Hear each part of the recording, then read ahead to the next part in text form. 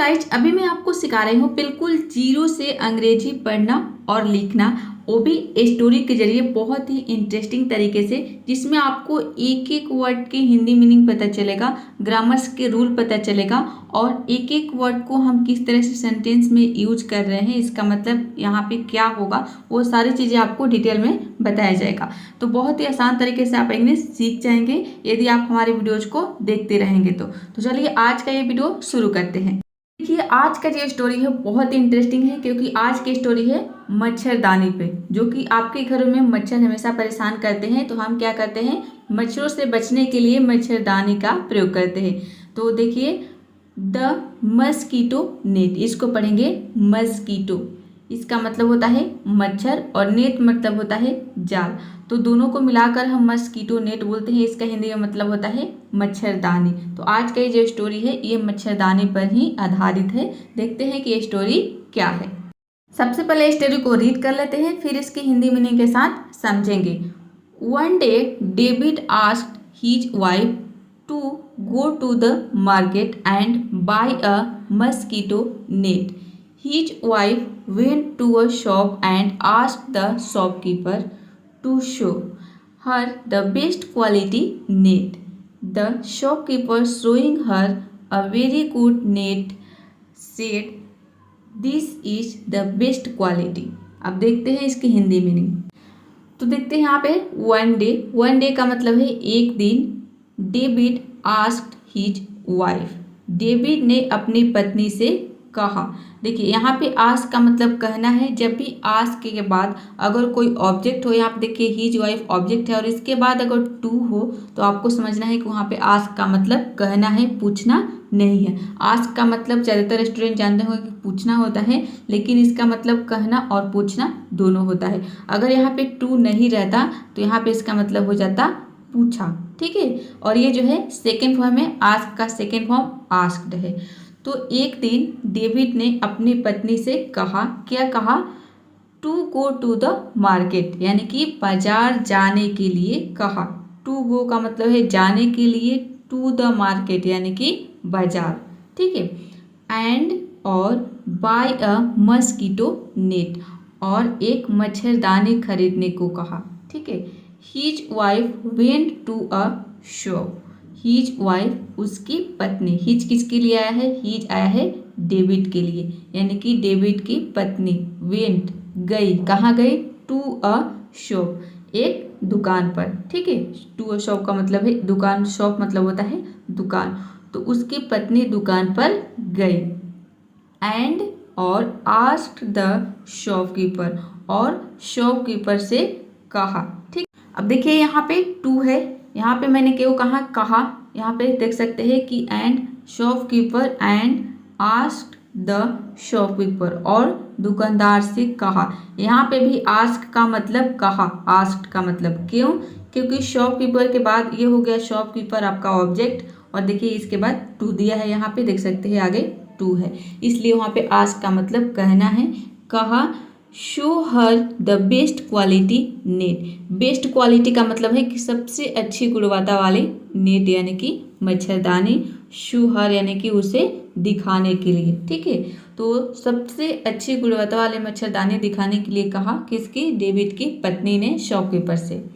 The shopkeeper showing her, showing हर का मतलब है कि उसे दिखाते हुए, हर किसके लिए है, डेविड के पत्नी के लिए है, कि दुकानदार ने उसे दिखाते हुए अ वेरी गुड नेट यानी कि एक बहुत अच्छी मच्छरदानी कहा, ठीक है। सेड यानी कि कहा, क्या कहा, this is the best quality यानी कि यह सबसे अच्छी गुणवत्ता वाली है। बेस्ट क्वालिटी मतलब कि सबसे अच्छी गुणवत्ता, ठीक है। क्वालिटी का मतलब होता है गुणवत्ता, बेस्ट मतलब सबसे अच्छा, ठीक है। गुड मतलब होता है अच्छा, और बेटर मतलब होता है थोड़ा अच्छा, और सबसे अच्छा के लिए हम यूज करते हैं बेस्ट, ठीक है।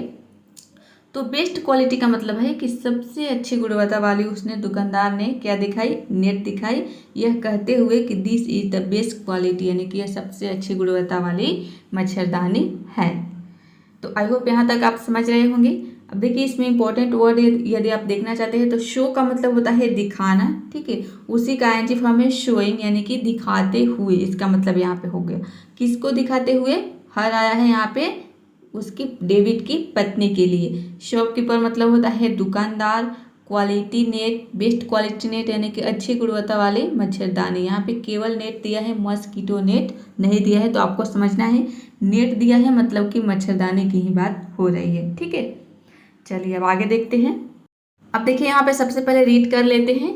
विच you won't be able to find elsewhere, not even a single mosquito can pass through it.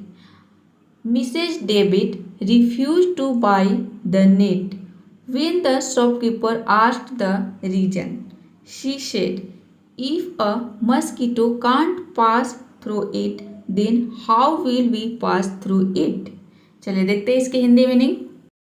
अब देखिए आगे दुकानदार और बता रहा है क्या, विच यानी कि जो, you won't be able to find elsewhere. Elsewhere का मतलब है कहीं और, ठीक है। और फाइंड यानी कि आपको नहीं मिलेगा। फाइंड मतलब होता है पाना, यानी कि आप और कहीं नहीं पाओगे। इसका मतलब ये हुआ आपको और कहीं नहीं मिलेगा या फिर आप और कहीं नहीं पाओगे। दुकानदार ने कहा not even a single, not मतलब हो गया आपका नहीं, और इवन अ सिंगल का मतलब है कि एक भी।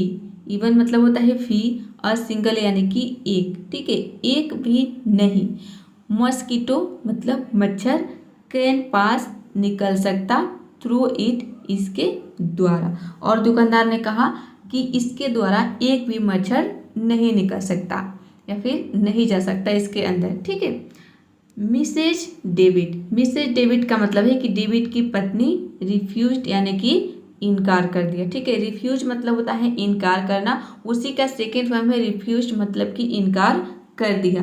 यहाँ पे देखिए डेविड की पत्नी हो जाएगा, ठीक है, क्योंकि मिसेज डेविड है, इसका मतलब है कि डेविड की पत्नी इनकार कर दिया टू बाई द नेट यानी कि मच्छरदानी खरीदने से।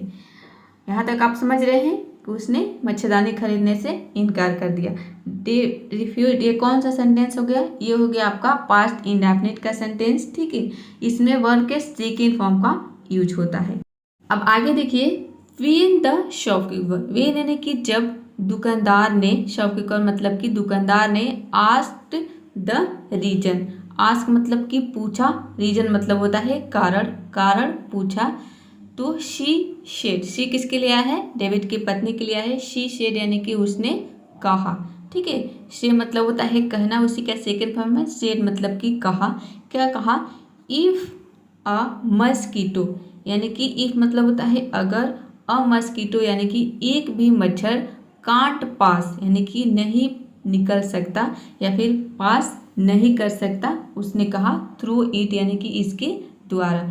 पत्नी ने कहा कि अगर एक भी मच्छर इसके द्वारा पास नहीं कर सकता, नहीं निकल सकता, देन हाउ फिर कैसे, देन हाउ का मतलब है, देन मतलब होता है फिर, हाउ यानी कि कैसे, will we pass through it यानी कि हम निकलेंगे।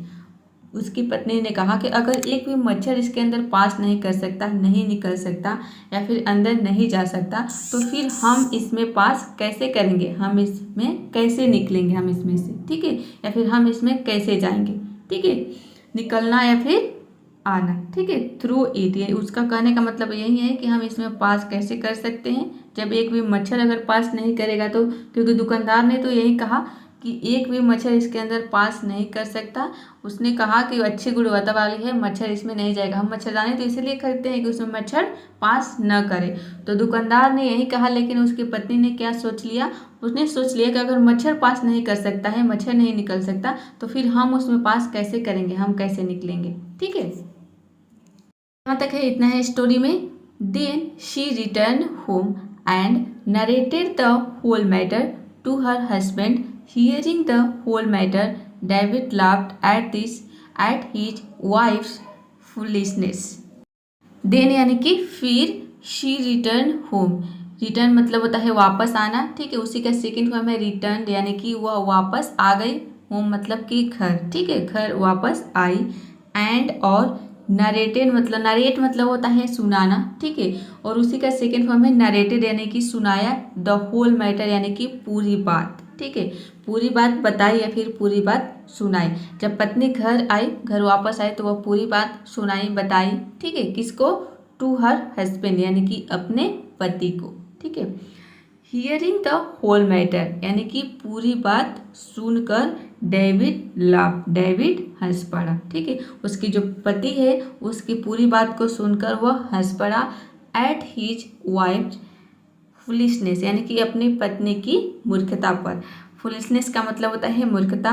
एट हीज यानी कि एट का मतलब है पर, हीज यानी कि अपनी, वाइफ्स फुलिशनेस यानी कि पत्नी की मूर्खता, ठीक है। वाइफ्स फुलिशनेस का मतलब हो जाएगा पत्नी की मूर्खता पर वह जो उसका पति है वह हंस पड़ा।